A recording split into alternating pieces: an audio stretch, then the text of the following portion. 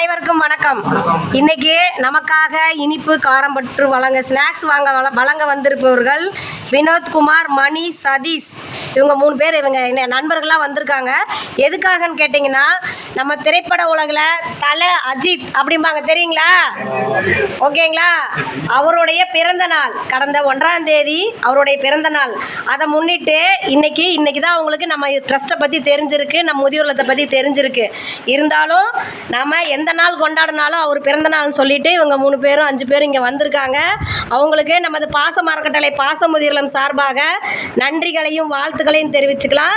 இந்த நேரத்தில் தல அஜித்குமார் அவர்களுக்கு நமது பாச அறக்கட்டளை சார்பாக இனிய பிறந்த நாள் நல்வாழ்த்துக்கள்.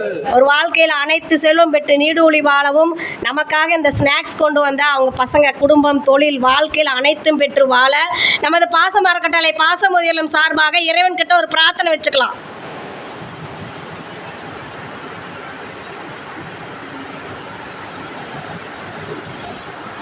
எங்களுக்காக இவ்வளோ தூரம் தேடி வந்து எங்கள் பெரியவங்களுக்கு ஸ்நாக்ஸ் கொடுத்தவங்க அனைவருக்கும் நன்றிகளையும் வாழ்த்துக்களையும் தெரிவிச்சுக்கிறேங்கன்னு.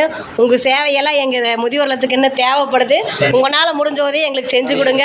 இந்த நேரத்தில் நாங்கள் உங்களுக்கு ஒரு கோரிக்கை வைக்கிறேன். என்னன்னு கேட்டிங்கன்னா, எங்கள் பாச அறக்கட்டளை பாச முதியோர்லம் ஆரம்பித்து 2 வருடம் முடிஞ்சு 3ஆவது இடத்துல போயிட்டுருக்கோம். 35 நபர்களுக்கு மேலே இருக்காங்க. இங்கே நிறைய பெரியவங்க வந்து கேட்குறாங்க. எங்களுக்கு இட வசதி பத்தாதனால நாங்கள் அட்மிஷன் எடுக்காமல் இருக்கோம்.